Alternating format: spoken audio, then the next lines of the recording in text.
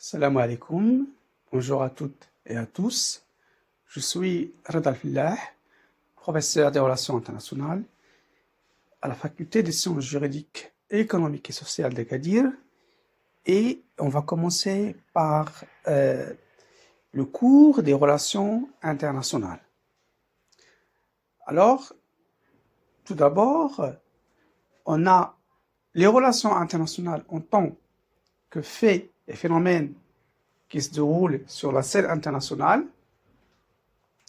Et on a la science des relations internationales qui est un champ scientifique, une discipline dont l'objectif est évidemment de comprendre et expliquer ces phénomènes, les interactions entre les faits internationaux et également la prévision, le fait de prévoir les relations internationales. On se pose la question, quel est l'impact ou quelle est l'influence des relations internationales sur les sociétés internes et encore plus sur notre vie quotidienne. Évidemment, à première vue, on peut mal comprendre, on peut difficilement voir la relation, mais les faits, les phénomènes, les interactions qui se déroulent sur la scène internationale entre des acteurs diversifiés. Bien sûr, il y a l'État en tant qu'acteur central, mais il y a d'autres acteurs non étatiques qui interviennent sur la scène internationale. Ces interactions, ces relations influencent d'une manière ou d'une autre les politiques nationales, et influencent notre société interne, il influence également par un effet de domino notre vie quotidienne, ou certains aspects de notre vie quotidienne.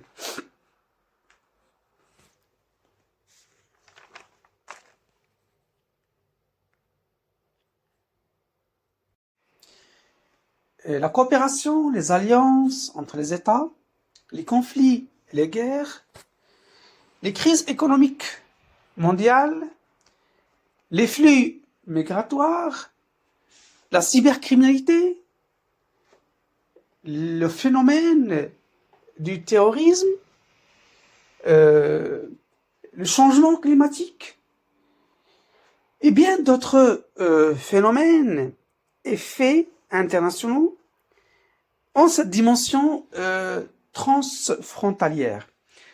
Et ils produisent des effets qui traversent les frontières, donc, et qui produisent des conséquences qui nous touchent d'une manière ou d'une autre et touchent notre quotidien. Les faits dont on vient de donner quelques exemples, ils reflètent cette dynamique des relations internationales. Ils reflètent les transformations subies par le système international et donc qui vont façonner ce qu'aujourd'hui on appelle les relations internationales contemporaines. Aujourd'hui, on parle de mondialisation, on parle également d'essor mondialisé des nouvelles technologies de communication et d'information. On parle de phénomènes de flux transfrontaliers qui échappent au contrôle de l'État.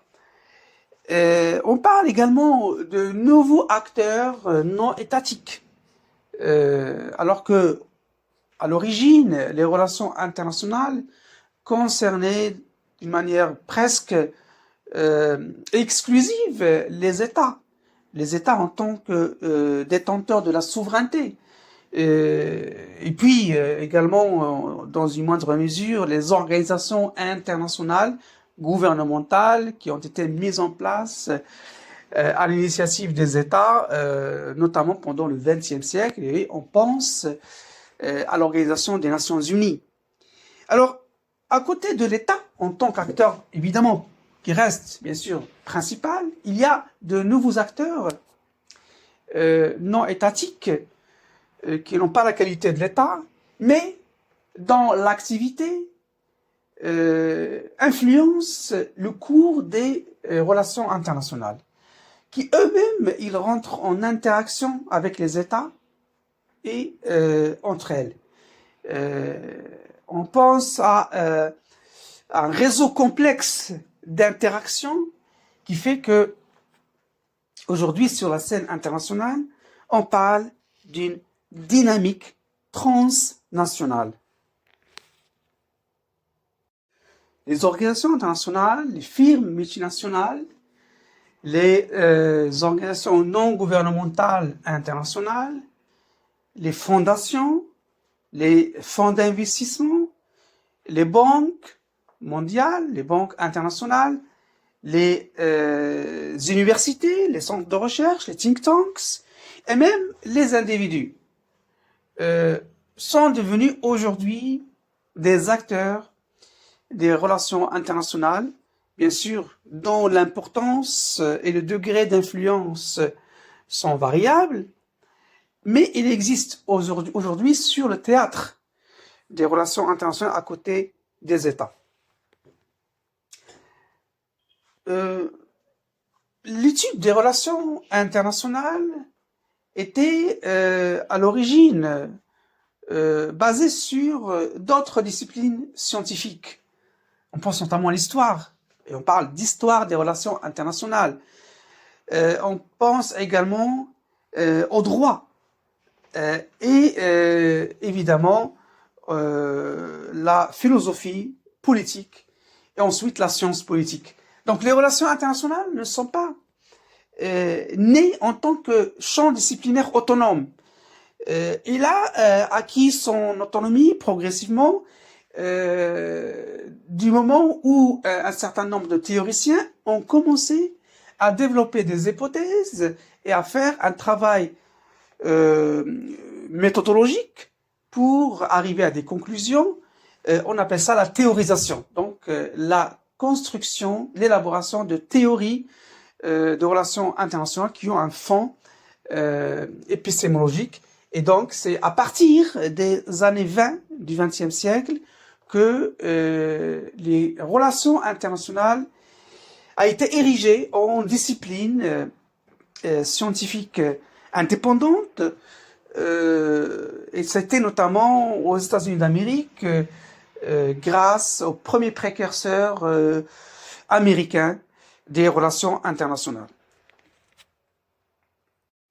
Alors pourquoi c'était aux années 20 du XXe siècle? Alors il faut situer le contexte historique. On parle ici d'un contexte particulier qui était la fin de la Première Guerre mondiale. Et la première question qui s'est posée, c'était pourquoi les États se font la guerre, pourquoi les États choisissent le conflit alors que ils peuvent coopérer. Il y a d'autres alternatives, vu notamment, sachant que le conflit est coûteux, sachant que les guerres finissent toujours par des pertes, et que tout le monde, des pertes humaines, des pertes matérielles, et que finalement tout le monde est perdant à la fin. Alors c'était la première question qui a été posée, et ensuite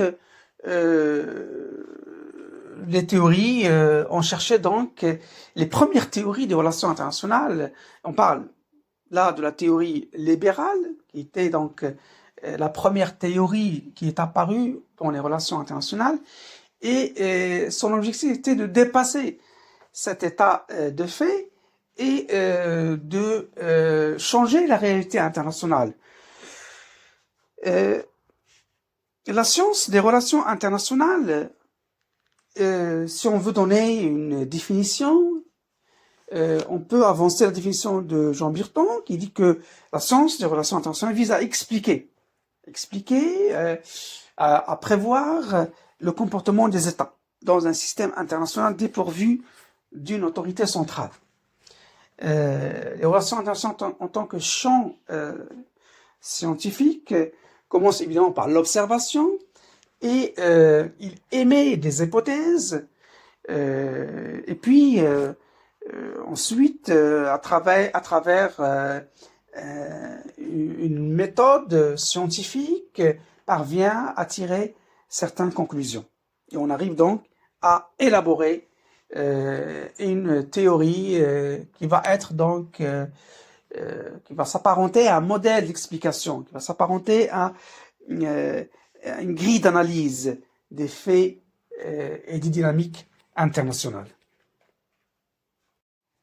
Alors on a parlé de la théorie libérale qui était la première théorie des relations internationales apparue dans les années 20 du XXe siècle, dans un contexte historique particulier, mais avec la progression, avec l'évolution des événements internationaux, le changement de contexte historique, plusieurs théories, autres théories ont vu le jour. Alors il y a une succession de théories qui ont servi de paradigme pour comprendre les relations internationales. La théorie est un ensemble de concepts et de propositions plus ou moins interreliés qui visent à expliquer des phénomènes grâce à la découverte de certains liens de corrélation, de liens de causalité entre plusieurs variables, entre deux ou plusieurs variables. Et à force et à mesure que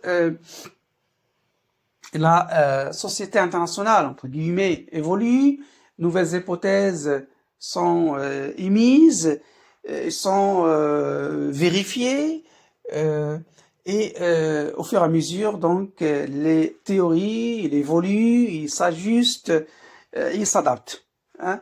Et donc, on peut dire qu'un siècle des relations internationales et aussi un siècle de théorie de relations internationales pour essayer de comprendre cette évolution sur la scène internationale qui s'y manifestait par plusieurs phénomènes et qui continue aujourd'hui avec transformation du système international.